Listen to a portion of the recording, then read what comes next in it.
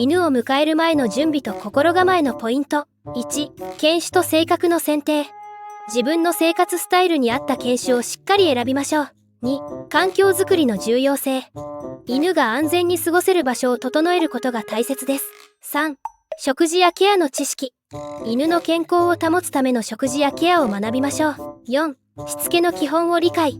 初めから正しいしつけをすることでトラブルを防ぎます。5、コミュニケーション力。犬とのコミュニケーションを大切にし、信頼関係を築くこと。6、動物病院の選定。万が一のため、近所の信頼できる動物病院を探しておく。今日も愛犬との暮らしをもっと幸せに。